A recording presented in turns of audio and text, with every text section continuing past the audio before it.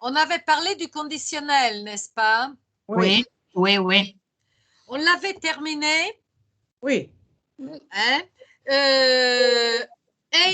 Enrico a reçu mes feuilles. Enrico n'est pas présent. Non, il n'est pas encore rentré. Il m'avait demandé d'envoyer les feuilles. Ben, ça fait rien.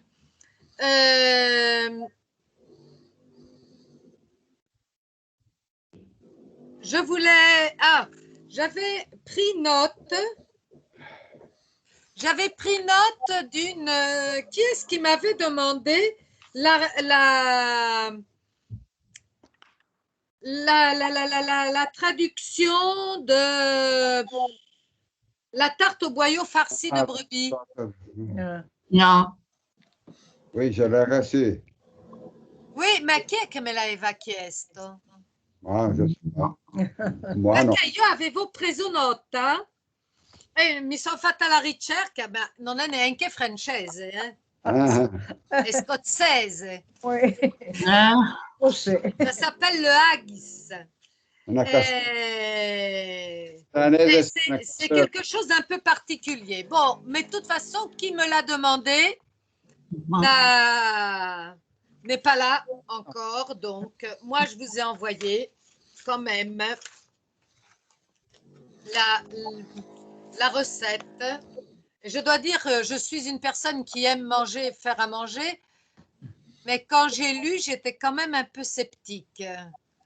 Pourtant, j'aime les intérieurs. J'aime beaucoup les tripes, par exemple. J'aime beaucoup la tripe. La tripe, je trouve ça bon. Je mange aussi le sanguinaccio, No, no, no. le Ouais. boudin. Non, non. Parce qu'en français, on le fait, le boudin. Ah. Mais j'ai trouvé que celle-ci est un petit peu excessive quand même. C'est un petit peu beaucoup. Alors, bon, quoi qu'il en soit, je vous avais envoyé cette feuille avec les exercices à oui, faire. Juste. oui, oui, oui, Vous oui, avez fait les exercices? Oui, oui. oui, oui, Oui. Oui. Alors, Oui. on va les corriger? oui, oui. OK. Alors, ben, je vais partir en ordre comme je vous vois. Mima, tu commences. Tu me Alors, fais la première phrase. d'accord. Si je partais avant toi, j'arriverais le premier. Tu lo Oui. fai questo, io non lo C'est leggo. juste. Adriano? Vedo solo il soffitto. Adriano, tu me fais la phrase numéro 2? Je ne sais pas si c'est Adriano, si c'est une femme ou c'est un homme. Sì, aspetta, sì, ti ascolto, ma la prima frase non è arriverai? Oui, j'arriverai, per favore. Arriverei. Oui, Ok, allora un momento, oui. adesso perché arrivo alla seconda frase e finirei. La seconda frase è finirei. Finirai, oui. Finirei, Il sì. s'écrit F-I-N-I-R-A-I-T. Giusto? No, io ho messo finirais, finirai, No, finirais, no, no, no, no. Écoute. Finirai, A-I-S, a parte che in francese non si fa sta specie di lettura orribile. Si épelle. Alors, finirai, R-A-I-S, c'est pour je et tu. Les deux premières personnes du singulier. Abbiamo un po' di disturbi sulla linea. Ok. Allora, Finirai à la troisième personne du singulier, comme dans ce cas, s'il voulait, il est troisième personne du singulier. La terminaison est A-I-T. D'accord? D'accord. Adriano? sì, oui, allora, s'il voulait, il finirait son travail avec midi. Avant midi. Midi. Ok, très bien. Concetta. No, Concetta, micro.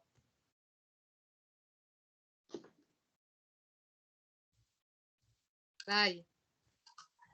Si tu mi prêtes ta montre, je rentrerai à l'heure. C'est pas si, à part que c'est tout mis, c'est vraiment l'accent italien poussé à l'extrême. Hein? Oui. Si tu me prêtais, Prête.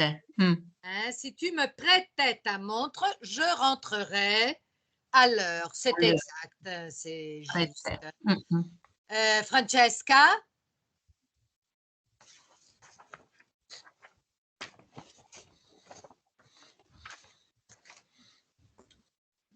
Alors, il y a deux Francesca qui sont en train de parler et toutes deux avec le micro éteint. Vous n'avez pas le micro, ni l'une ni l'autre. È bellissimo vedervi attivare le bocche a fuoco. Alors, on va commencer par Francesca De Mola, vai. Oui,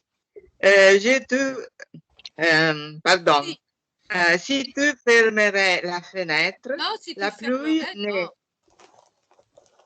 Si tu fermais la fenêtre, la pluie ne mouillerait pas le sol de la chambre. Ok, ne mouillerait pas le sol de la chambre. Et la pluie, non. La pluie. La pluie. Pluie. Pluie. Pluie. Pluie. Non, pluie. Pluie. Pluie. Tu dois faire U et I. Alors ta bouche doit faire vic. Ok? Pluie. La pluie. Pluie. Pluie. Oui. Pluie. Pluie. Ok. C'est pas facile, hein? Ces diphtongues françaises. Bien. Aurelia.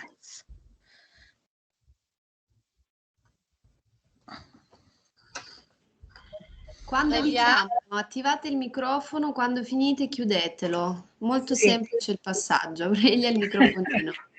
Si vous mettiez à table tout de suite, le repas ne refroidirait pas. Oh, bien, bravo Lingua. Le repas ne refroidirait pas. Ne refroidirait pas. C'est pas facile, hein, mais c'est bien. Francesca, micro. Parce que Muriel, Les murs ne seraient pas en si mauvais état si on les réparait. Oui, exact. Le mur ne serait pas en si mauvais état.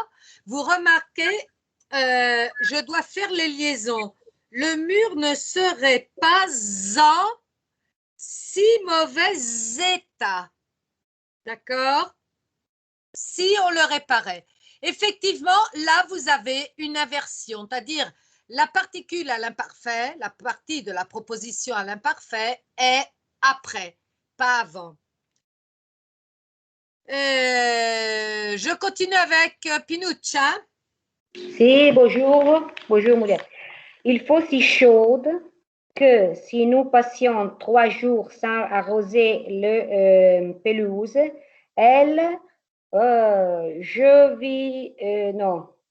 jaunirait complètement. Oui. Oh là là là là. Les consonnes finales, Pinuccia, ne se prononcent pas. Complètement. Voilà, c'est très bien. Merci. Alors, tu me redis cette phrase et tu fais bien attention aux consonnes finales. Ok. Alors, il fait si chaud que si nous passions 3 jours sans arroser la pelouse, elle jaunirait complètement. Exact. Je continue Alors, Alberto et Laurie? Si le beau temps persistait, nous aurions des abricots avant une semaine. Si le beau temps persistait, nous aurions des abricots. Très bien, très bonne prononciation. Compliment.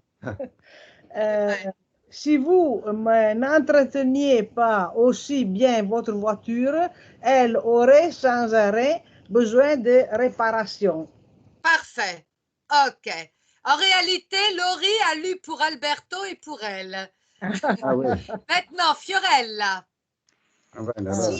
Si le fuel manquait, nous pourrions geler de froid cet hiver. Très bien. Bonne prononciation, sauf que le fuel, on dit. Le fuel. Fuel manquant. C'est le fuel. Parce qu'on le prononce plus à l'anglaise qu'à la française. C'est rare, c'est difficile chez les Français, mais ça arrive. Ouais. Alors, maintenant, j'ai Rosanna. Rosanna?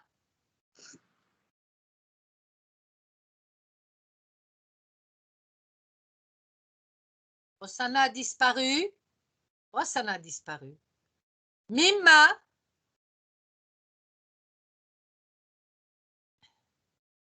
Adèle, tu ne me l'as pas fait, vas-y. Mets le micro, Adèle. J'ai le microphone qui ne marche pas bien. Là, ça marche, je t'entends. Allora, non mi si apre. Perché non? Questo qua sopra devo aprire. Adèle est déjà aperto. Je ne trouve pas le devoir. Je l'ai fait le devoir, mais je ne le trouve pas.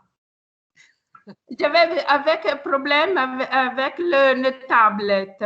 Alors, j'ai l'assistant ce soir et il m'a préparé son PC. J'avais mes petits-neveux ici avec moi. Et il est beaucoup très habile, plus que moi, avec les choses informatiques. Oui. Mais il est à le premier an de français. Alors, il est à la première année de français, quel âge il a? Oui, il a 11 ans. 11 ans, première année. Il fait la première... No, quello lì era giusto, perché me l'hai cancellato? Devi aprirlo. È aperto. Ma non lo vedo. Alors, vous êtes arrivé à la voiture? Non. Attendez, qu'est-ce qu'on est arrivé? Le vent, si le vent. Si le vent soufflait. Si le vent... E dov'è se il vent soufflait? Che frana che sono. Surtout si le fuel manquait. La deuxième phrase. Aspetta. S'il vous laisse, si vous mettez la table, il fait chaud. Si le bien tempe, je l'ai trouvé. Si le vent soufflait du nord, ma chambre devenirait beaucoup plus froide. Aïe, aïe, aïe. Devenir, c'est comme venir. C'est un peu une exception. On ne dira pas devenirait. Comment on fait? Il est devenir. Venir viendrait. Oui. Et alors devenir. Chi è che suggerisce?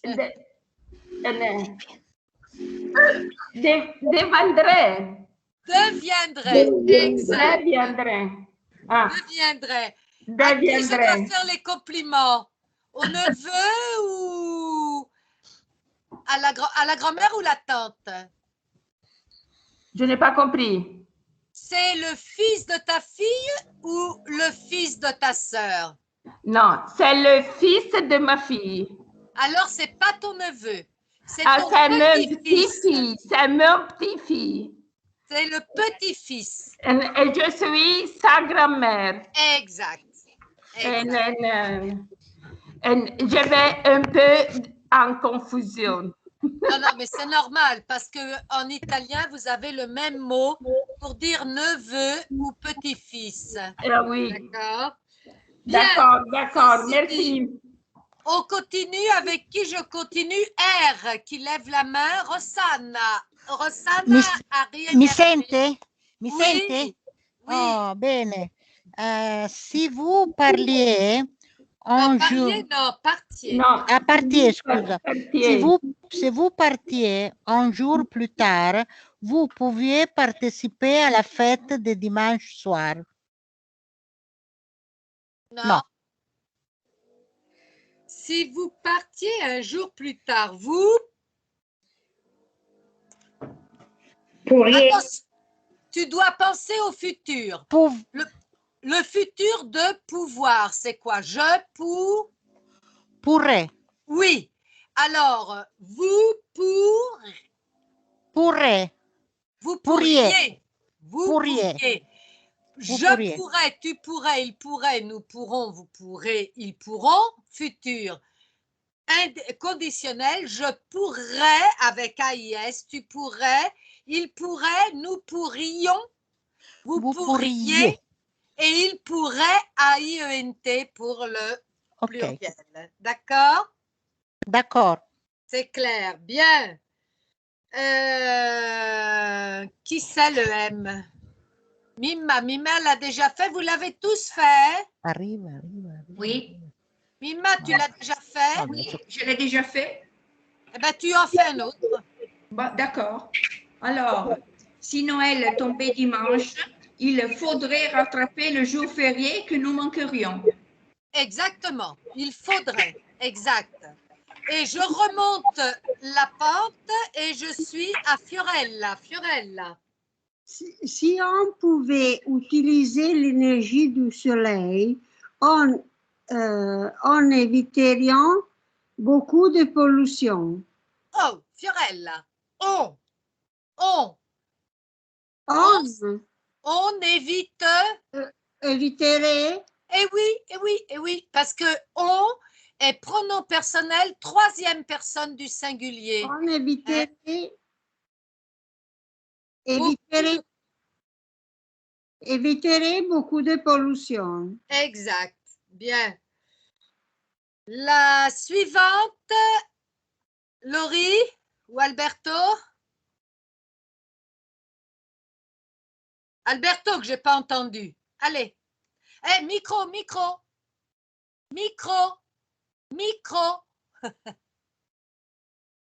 Non, si on pouvait utiliser l'énergie du soleil,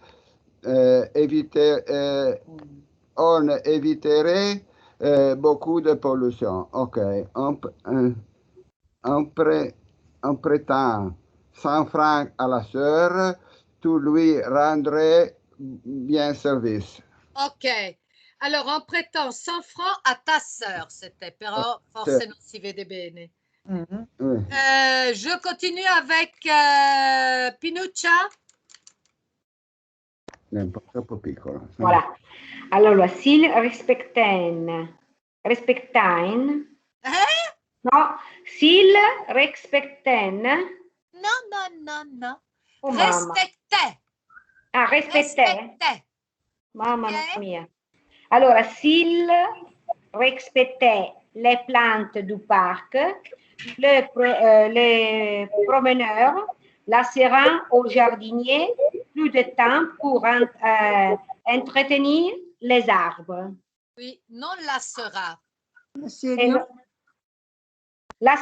Scusami, lasserian. Mamma mia. Laisserait. Laisserait. Écoute bien, Pinuccia. A-I-E-N-T se prononce tout simplement è. Ci abbiamo un pacco di lettere per dire è. OK? Lasserai. Voilà. Laisserait au jardinier plus de temps pour entretenir les arbres. Bien. Francesca Luigi. Francesca, le micro, Francesca. Le micro. Micro. Micro. D'accord, ok. Allora, adesso ho perso il segno. Si nous formions une association, nous serions capables de mettre sur pied des projets bien plus grands. Exact. Très bien. Très bien. Aurélia.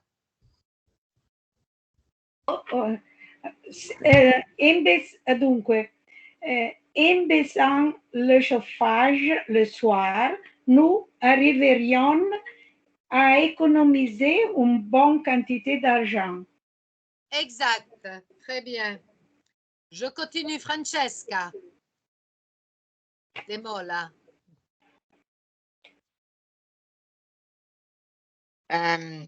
Si j'avais 18 ans, je serais majeur. Okay. Majeur ou majeur? Je ne sais Majeur, pas. majeur. Majeur, ok. Vous vous rappelez, dans le tableau de phonétique, le J se prononce je. Hein? D'accord? Concetta.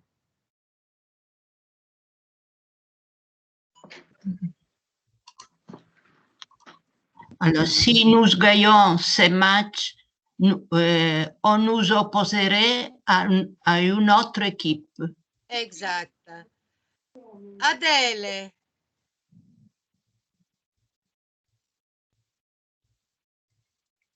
Adele?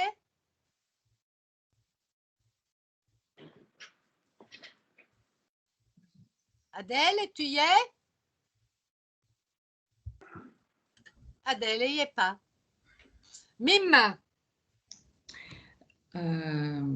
Alors, attendez. Avec un matériel. Non, avec un matériel un peu plus perfectionné, les pompiers agiraient avec davantage d'efficacité. C'est très bien, Mime. C'est une très, très bonne lecture. Qui c'est que j'ai en bas? J'ai... Qui c'est que j'ai en bas? Laurie. Laurie. Ah, Laurie, vas-y. Si j'avais le téléphone, j'avertirais immédiatement le directeur de mon absence. Très bien. Bon, c'est bon, c'est bon. Bon. Maintenant, Adriano. Adriano, tu es là? Mi sente? Oui. Mi senti? Je pense que si tu prenais un peu d'élan, tu franchirais cette hauteur facilement. Très bien, exact. Facilement. Hein, on ne prononce pas le T final. Franchirais. Il nous en reste deux. Oui. Qui me les fait? Il y a quelqu'un qui veut. Vas-y, Fiorella, vai. En y mettant un peu de bonne volonté, vous aboutiriez facilement dans vos projets. Très bien. Continue. Dans vos projets. Je crois que nous finirions ce mur avant la fin de la semaine s'il ne pleuvait pas autant. Exact. C'est bien. Très bien. Alors, on a fait ces petits exercices pour voir le conditionnel. Est-ce que vous avez des questions à me poser sur le conditionnel? Excusez-moi, Muriel. Oui. Ma la dernière phrase non è finire? No. Alors, nous, c'est le sujet première personne du pluriel, nous finirions. Finirions, sì. Okay. Finirions. Sì, ok. Finirions. Okay. Ok. Non, D'accord. C'est juste de poser des questions. Je vous avais envoyé, puis je vous avais demandé de lire les extraits de Tahar Benjeloun. Et aujourd'hui, je vous ai parlé un peu de Tahar Ben Jelloun l'autre fois. Hein, je vous ai expliqué qu'il était philosophe, puisqu'il a fait des études en philosophie. Il était conteur par ses origines, parce que Tahar Ben Jelloun est d'origine maghrébine, et ce sont des régions qui ont une culture très influencée par l'histoire des contes. Il suffit de penser aux contes des 1001 nuits. D'accord? L'Orient est très influencé par les contes. Les contes, ben, c'est de la poésie, parce que si on regarde les contes des 1001 nuits, par exemple, c'est très poétique. Souvent, il y a d'ailleurs des rimes, des vers. Ils sont très moraux, parce que c'est la fonction du conte. Le conte est, à travers une forme musicale, ce qui explique la présence des vers, à travers une forme musicale, pouvoir aider la mémorisation des histoires et la transmettre de bouche à oreille. D'accord? Les contes ont une transmission surtout orale. D'accord? Donc, ils sont moraux parce qu'ils enseignent des valeurs. D'un côté, ils dénoncent généralement la méchanceté, ils dénoncent le négatif et ils enseignent les valeurs du positif. D'accord? Donc, il est un peu conteur, il est un peu philosophe, il est bien sûr écrivain et on va retrouver un petit peu tout ça dans ces extraits.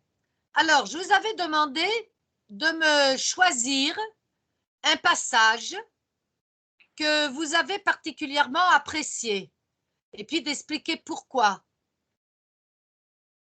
Pourquoi Alberto fait signe non de la tête? Alberto, sonne ça le micro ou c'est mon mal? Le micro, parce que j'ai lu l'extrait et je n'appréciais rien. Ah, voilà, tu n'as apprécié rien. Eh bien, alors dis-nous pourquoi. Je peux expliquer pourquoi. Hein? Voilà. Ce que j'ai compris de l'extrait de ce conte est que je ne lirai jamais ce livre. C'est un concentré de violence et d'oppression des plus faibles et des plus sans défense. Il y a des abus moraux d'une parente prête à sacrifier une fille pour satisfaire sa sexuophobie. Violence physique et morale, inceste. La couture non, il n'y a pas eu d'inceste. Il n'y a pas eu d'inceste. On n'est pas arrivé jusqu'à l'inceste. Oui. Non, il n'y a pas eu de rapport d'inceste avec le père. Parce non, que le père... non, avec le père. Il y a l'histoire d'inceste. Il y a dans les extraits, il y avait de la sœur avec la sœur. Hein? La sœur de l'aveugle, oui. On a mis toutes ces choses dans un conte. Hein? La couture des lèvres du vagin conclut le film de l'horreur. Les règles d'une société civile devraient réprimer avec force ces comportements. Je suis consciente que la violence est innée dans l'homme et que l'homme ne peut pas être l'image de Dieu, mais pas même l'image du diable, comme il a paru de ce conte. Pour comprendre ce conte, il faudrait l'aide d'un psychologue expert. Quand je tombe à la télévision sur un film de ce genre, je change de chaîne. C'est un peu fort, hein? Mais non, mais ça c'est... Alors, moi, ce qui me vient... littéraire, c'est une chose comme ça. J'avais pensé, Angelica, le film d'Angelica où il vient de toutes les aventures possibles, toutes les choses à faire. Non. Ça, c'est pas de la littérature. Non, alors, il faut dire une chose qui est très importante, mais c'est vrai. il parle de choses, mais on va se poser la question, d'après vous, pourquoi parle-t-il de tout ça? Oui. Pour se glorifier lui, parce qu'il défend ça? Non. Non, qu'il le dénonce. Il utilise le livre pour dénoncer les violences. Lui, il sait qu'il existe des formes de violence et il les dénonce, il veut les dénoncer. Et d'ailleurs, il donne la parole à la fin à Zara, c'est-à-dire qu'elle est l'héroïne du livre, qui est en réalité la personne qui sort de cette histoire la plus digne, la plus sûre, en disant « j'ai découvert la vérité ». Elle est forte, elle a trouvé sa force, elle a dû affronter toutes les horreurs au parcours de sa vie et elle les dénonce, elle dit « je déteste, j'ai horreur de ces gens, je déteste ci, je déteste ça ». Et maintenant, je sais que j'ai trouvé une vérité. C'est eux qui n'ont pas raison. Donc, en réalité, il parle de ça pour dénoncer. La littérature, très souvent, a ce rôle de dénonciation. Si je lis des livres écrits par des gens qui ont vécu l'horreur de l'Holocauste, c'est des horreurs, mais c'est évidemment ceux qui l'écrivent, c'est pour faire savoir ce qui s'est passé, c'est pour faire connaître un monde que l'on ne connaît pas et pour éviter que ça puisse ou continuer ou se reproduire. Et lui, il dénonce une culture, d'ailleurs lui-même le dit, il est contre les extrémismes islamistes, il est pour une tolérance. Comme je vous avais dit, il est marié, il a une femme qui ne portera jamais le voile, qui travaille elle-même, il a une fille qu'il adore aussi, et sa fille a été élevée tout à fait occidentalement, et jamais il ne penserait faire subir à sa fille quelque tort que ce soit, parce que c'est une fille. Tahar Ben-Jelloun défend les femmes, il veut aider les femmes de sa culture, celles qui sont restées prises dans un engrenage terrible, les aider à relever la tête et à se défendre. D'accord? Oui. Mais à part ça c'est l'idée évidemment, ça c'est l'idée centrale. Mais je vous ai donné plusieurs extraits. Alors, je voudrais savoir, par exemple, quels pourraient être les passages que vous avez appréciés ou bien que vous n'avez pas apprécié du tout et pourquoi, justifier. Maintenant, je donnerai la parole. Non, mais c'est tout à fait juste, hein, c'est ça. Hein. Qui est-ce qui veut parler? Moi, Oui. j'écris un petit devoir, un petit. Alors, le roman La nuit sacrée de Tahar Ben-Jelloun parle d'une société très différente de la nôtre. Les pères désirent des fils et non des filles. Parce que les mâles ont le pouvoir d'hériter le patrimoine de la famille, les femmes sont soumises et doivent seulement obéir. Chez nous, la situation est meilleure grâce à la liberté et l'égalité devant la loi. Les femmes sont émancipées de la suprématie masculine. Mais je me rappelle qu'un cousin suisse de ma belle-mère, après la naissance de 3 filles, a adopté un mâle pour lui laisser sa grande entreprise, parce qu'il pensait qu'une femme ne l'aurait pas voulu. Heureusement, la mentalité change. Oui, alors, mâle, non, on ne dit pas mâle. Mâle, on le dit pour un animal. Ah, oui. Un mâle. Pour un homme, on dira un garçon. Un garçon. Il a adopté un garçon. Oui. Mais en réalité, il y a toujours un petit peu de la part des hommes, désolé Alberto, hein, mais de la part des hommes, il y a toujours un peu, des fois, de discrimination. Ça arrive assez souvent, ça arrive encore, même chez nous. Oui. Évidemment, pas à ce niveau, pas à ces niveaux-là. parce que ça va contre la loi. Mais combien de fois, c'est une fille, elle comprend rien. Tu fais ça, eh ben non, mais tu es capable. Hein? Non, mais aussi les femmes disent comme ça des hommes. Ah, il est un homme, il ne comprend rien. Hein? Ce n'est pas seulement... C'est vrai, mais c'est vrai. Les genres sont très différents. Hein? Les hommes préfèrent parler avec les hommes et les femmes préfèrent parler avec les femmes. Oui, mais et alors, ce n'est pas un hasard que nous avons dans notre classe dirigeante beaucoup plus d'hommes que de femmes. Ah, oui, bien. Ce n'est pas un hasard. Si on suit une carrière universitaire, peut-être se sauvent les carrières universitaires humanistiques. Mais les carrières universitaires scientifiques, c'est du carnage pour les femmes. Et je parle parce que j'ai une fille de 42 ans qui est physicienne, théorique, et qui travaille dans la recherche à l'université.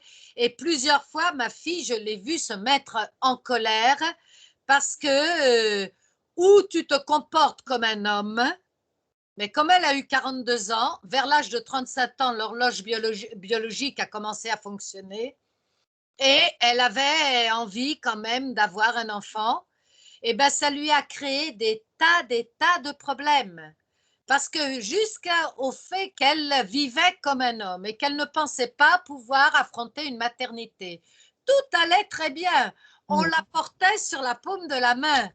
Liuba était super intelligente. Quand Liuba a dit qu'elle essayait d'avoir un enfant, elle a vécu des choses terribles dans le sens, on l'a boycottée de toutes les façons possibles. Il existe encore des discriminations.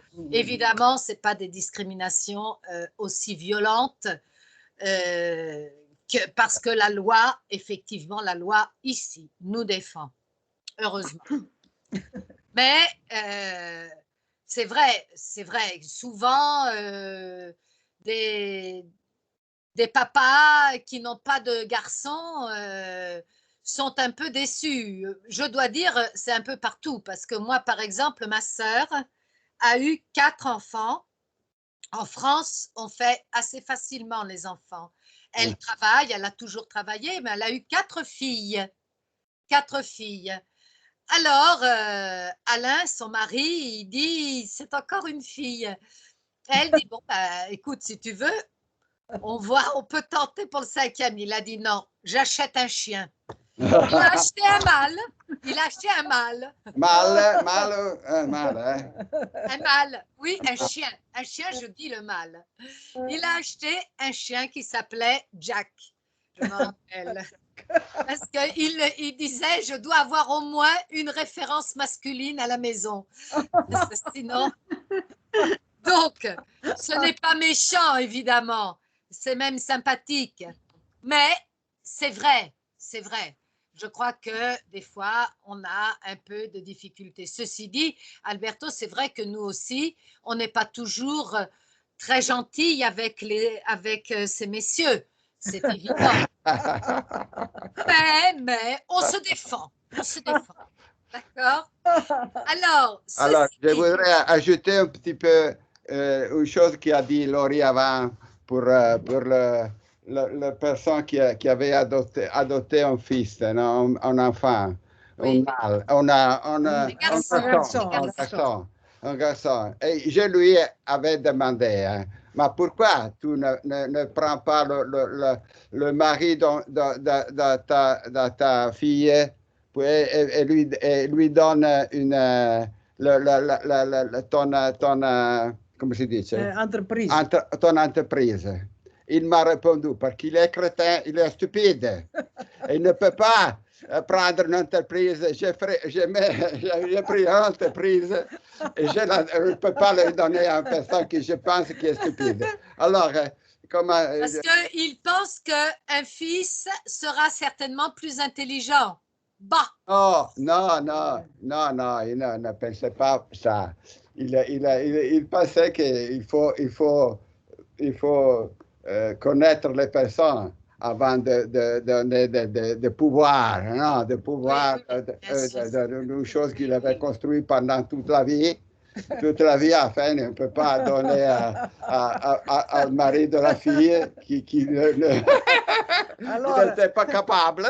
Bien. Alors, ceci dit, revenons à Tahar Benjeloun. Francesca ou Concetta, quelqu'un a me raconté quelque chose sur un passage? Oui. Oui. Lire ces parts de la nuit sacrée m'a donné une émotion très forte. Ce roman présente pour moi plusieurs registres de lecture. Des moments de pur lyrisme s'alternent avec des moments tragiques et de dénonciation de la condition féminine. Ne manquent pas les scènes comiques ou ironiques qui mettent en évidence la nature humaine comme l'avarice ou l'hypocrisie. Les pages lyriques sont celles que je l'aime le plus. Dans les morceaux La perle libère, j'ai trouvé extraordinaire la description du passage de la vie à la mort. La description est si puissante du point de vue expressif que semble être dans cette pièce émergée dans l'atmosphère raréfiée avec les rayons solaires qui pénètrent presque à dire que la vie continue. Dans les premières parts des passages, quand le père révèle les secrets de l'identité du fils, l'auteur nous transmet tout le désespoir du père pour le tromper dans l'égard de l'enfant. Dans ces passages si dramatiques, implore le pardon de son fils parce qu'il se rend compte de l'énormité du mal accompli par son égoïsme. Il non seulement a privé de son identité sa fille, mais est conscient de l'enfer dans lequel tombera le fils devenu fille parce que la religion musulmane relègue la femme en marge de la société. Avec l'esprit désormais embrouillé, exhorte sa fille à s'enfuir de la maison, de la ville, pour échapper à la ruine. Cette tentative de la raison du père au moment de la mort laisse les lecteurs consternés. Nous devons corriger les erreurs commises avant qu'il ne soit trop tard. Et un autre passage, en très belle journée, j'ai trouvé très comique et ironique la partie où l'auteur décrit la prière dans la mosquée. Tous les hommes qui priaient après une femme. Le sentiment de joie de Zahara qui prend sa revanche sur une société des hommes. La description du désir sexuel des hommes qui priaient devant Zahara est vraiment hilarant. Je pense que je vais lire ce livre. Ok. Alors, tu as dit quelque chose de très bien. Le passage de la vie à la mort. Effectivement, c'est la toile de fond est évidemment la condition féminine dans certaines régions du Maghreb. Et ça, c'est sûr. Mais le passage de la vie à la mort est quelque chose de très important parce que ce n'est pas par hasard qu'il meurt la nuit sacrée, que le jour après commence justement la lumière. On sort d'une période d'obscurité, de ténèbres pour passer à une période de lumière. Et puis, on est au printemps. Le printemps, quand la lumière revient. Le printemps, c'est la renaissance. C'est une vie nouvelle. Donc, ce n'est pas tout ça, ce n'est pas par hasard. Effectivement, le passage de la vie à la mort est, pour ainsi dire, tout le long du livre. Mais c'est très important de savoir qu'en réalité, le passage de la vie à la mort, mais pas pour terminer quelque chose, mais pour reprendre quelque chose. L'idée de la mort n'est pas une chose définitive. C'est une renaissance. La mort est un renouveau. Par exemple, je ne sais pas si vous connaissez un peu les cartes des tarots. Vous avez jamais fait des cartes de tarot, la Végence et Tarot-Ki, non? Oui, oui. Il y a la carte de la mort. Et les gens qui ne connaissent pas, moi quand j'étais adolescente, je m'étais passionnée pour les tarots et j'avais fait des recherches pour savoir d'où venaient ces tarots. Ça remonte à l'Antiquité en réalité. Ça vient justement du Maghreb, hein. Ça vient de l'Égypte. Et la mort, hein, n'est pas la mort. La mort est la fin de quelque chose, mais l'arrivée de quelque chose d'autre. D'accord? La mort, ce n'est pas la fin totale. C'est la fin d'une partie et la renaissance, la naissance de quelque chose d'autre. Alors effectivement, ça, c'est ce que l'on a. C'est vrai que le père qui prend conscience sur son lit de mort est quelque chose de très fort, de très intense, effectivement.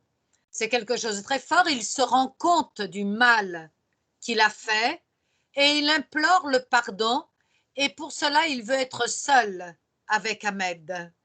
Et il lui demande pardon et c'est sincère, c'est réellement sincère parce qu'il réalise dans quelle situation il a mis cet être qui est arrivé au monde sans rien demander, mais qui s'est retrouvé obligé de suivre une voie qui n'était pas la sienne. Bien. Qui est-ce qui veut me raconter un peu ce qu'elle a à dire? Alzate le manine. Nessuno? Ah, ecco, Mimma. Alors, je dois vous avouer que j'ai jamais rien lu de Tahar Ben Jelloun, mais seulement ces extraits, malheureusement. Alors, l'impression que j'ai eue, c'est qu'il y a, surtout en lisant Le Jardin parfumé, c'est qu'il y a une atmosphère de fable dans sa façon d'écrire, avec toutes les similitudes qu'il va insérer pour renforcer la description de quelque chose ou de quelques lieux. Et les lieux semblent, à mon avis, quand il parle ici du château, les lieux semblent assez irréels. Mais malgré tout ça, il arrive en pleine dans la tragédie de cette fille qui, née après cette sœur, a été masquée par son père, qui se sentait diminué pour ne pas avoir eu de fils. Donc, moi, ce que j'ai trouvé, c'était cette atmosphère de fable. De conte. De conte. Tandis que quand l'autre fois, vous avez cité Khaled Hosseini, moi, en son temps, j'avais lu ses romans. Et là, je n'ai pas trouvé cette atmosphère de conte, mais j'ai trouvé beaucoup plus de, comment dirais-je, de réalisme. Et là, et ça, c'est mon impression concernant ces extraits. Oui, non. Khaled Hosseini est beaucoup plus, disons, réaliste. Tahar Ben Jelloun est tout aussi réaliste parce qu'il dit des choses vraies, mais il l'enveloppe dans une communication différente. Oui. Il veut communiquer ce qu'il dénonce en essayant de ne pas être trop dur, oui, trop direct. Voilà, de ne pas bloquer la communication. Mais il n'hésite pas quand même d'utiliser aussi des scènes violentes. D'accord? Parce qu'il utilise aussi des scènes violentes. Tout n'est pas dans l'atmosphère, disons, du conte. Mais de toute façon, si on y pense bien, les contes sont violents aussi. Hein? Si vous pensez au loup qui mange la grand-mère du petit chaperon rouge ou choses de ce genre, les contes dénoncent aussi à travers des formes de violence. Hein. Donc, c'est vrai, c'est deux styles différents. Oui. C'est deux styles très différents. C'est un peu comme quand à l'école, mes élèves me demandaient de qui ils pouvaient parler en littérature en comparant avec Verga. Et bien sûr, évidemment, c'est Zola qui vient à l'esprit. Mais Zola est beaucoup plus réaliste que Vergachet. Zola dénonce lui aussi quelque chose, et il dénonce quelque chose d'encore plus grand, parce qu'en réalité, il dénonce et il est pessimiste. Il dit que les choses ne changeront pas. Il démontre dans tout ce qu'il écrit qu'en réalité, même si les gens font tout ce qu'ils peuvent pour améliorer, il y a toujours quelque chose qui se passe, qui retombe là d'où ils sont partis. D'accord? Donc, Zola est un petit peu comme ça. Il est un peu, disons, c'est ce qu'on appelle les réalistes. Oui. Les réalistes, des fois, je crois qu'on a besoin aussi d'un peu de poésie pour réussir à avaler la pilule. Et là, j'ai trouvé qu'il y a beaucoup de poésie, surtout quand, par exemple, il commence au soleil sur lune, aux lunes de lune, et toi plein de nuit et de lumière. Donc, ce sont des, comment dirais-je, des phrases, des similitudes assez poétiques. Et positives. Et positives. Il parle de lumière, il parle de vie, donc il parle d'espoir. D'accord? Ok, chi est-ce qui... Francesca De Molla, vai. Mets ton micro, Francesca. Già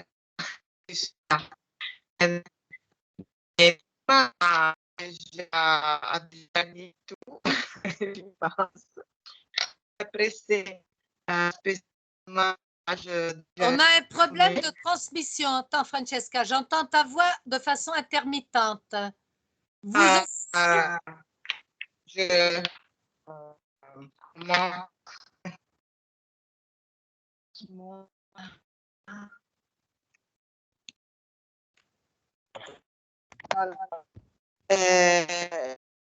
Nina a décidé ce que j'ai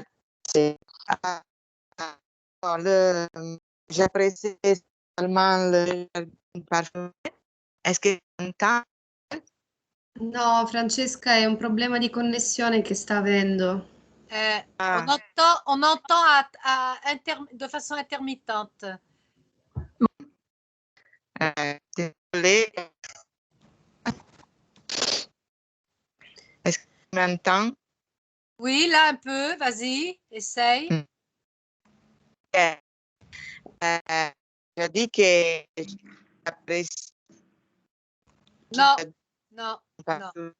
J'ai simplement compris qu'en réalité, tu rejoignais ce qu'a dit Mime. Non? C'est ça? Non.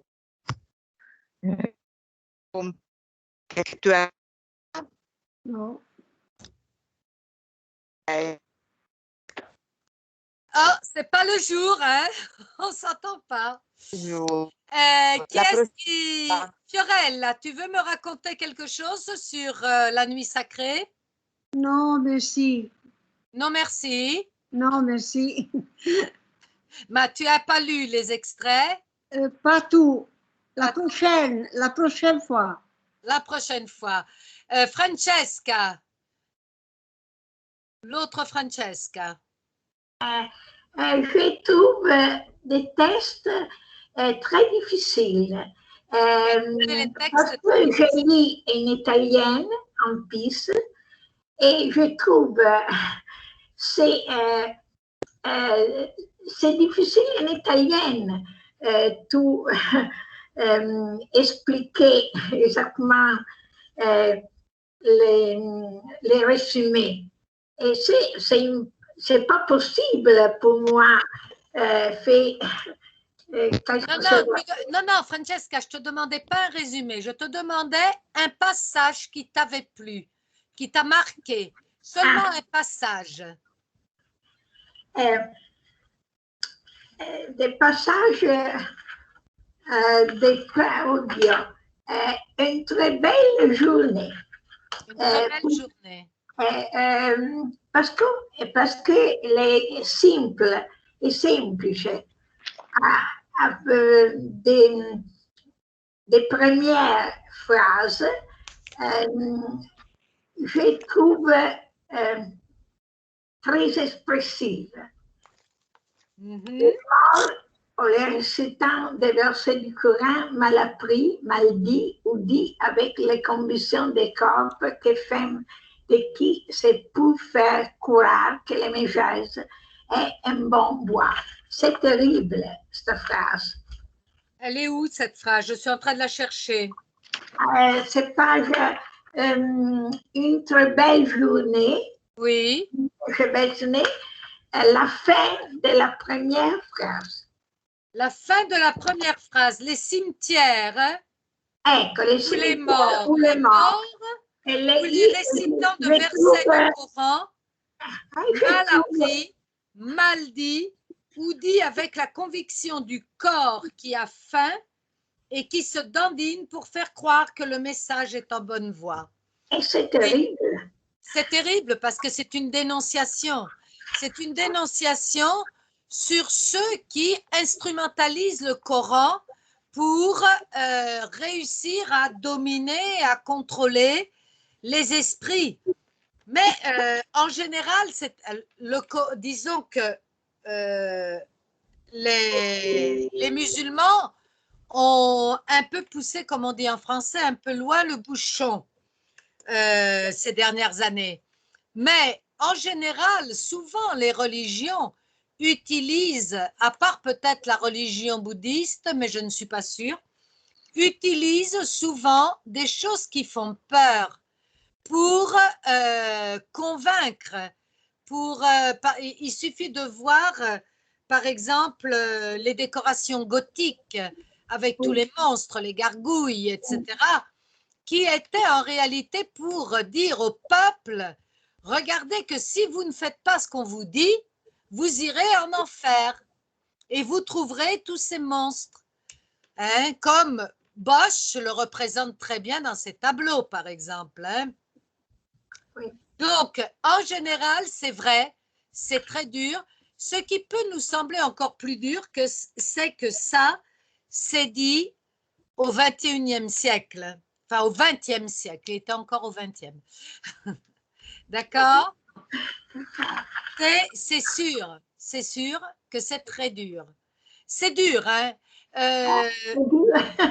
Les livres de Tahar Ben-Jelloun sont très poétiques.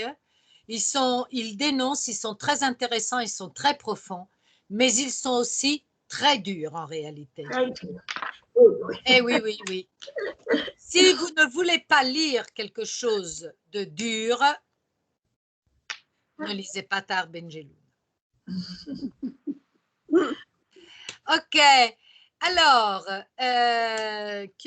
il est bientôt l'heure. Pinuccia, tu as lu quelque chose? Micro. Non, je n'ai pas lu rien la prochaine fois, pardon. Alors, pour la prochaine fois, je vous demande à tous de me choisir un petit passage que vous me lirez et que vous me commenterez. Hein, vous le choisissez. Ça peut être aussi extrait des dernières phrases. Par exemple, dans la lettre. J'ai beaucoup aimé ce que je vous ai donné en conclusion. Ce qui importe, c'est la vérité. À présent que je suis vieille, j'ai toute la sérénité pour vivre. Je trouve ce passage très beau. Ouais. Mais chacun cherche le passage qu'il a peut-être aimé le plus, qui lui a parlé le plus. D'accord? D'accord. Et si fa, basta, non, vous n'êtes pas des bons élèves, hein? Vous ne travaillez pas assez. Alberto a travaillé. Ok. C'est vrai. Mais il faut travailler davantage. Francesca, mi raccomando il micro, hein? Francesca, le micro, hein? Tu te prépares bien ton micro qu'il fonctionne. No, non così, tesoro. Au revoir. Au revoir. Allez, au revoir et bonne soirée. Au Au revoir. revoir, merci. À la prochaine, Muriel. Sicuramente. Bonne semaine. Au revoir. Au revoir. Adesso oppure no? Muriel?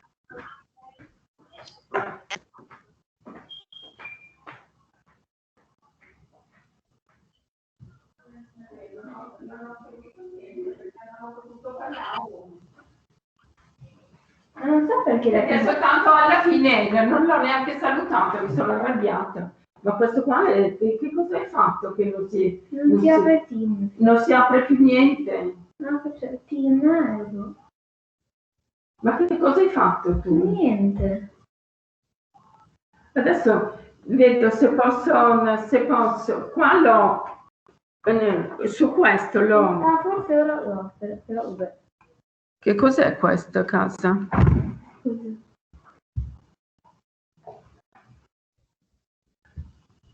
Ah, non è ancora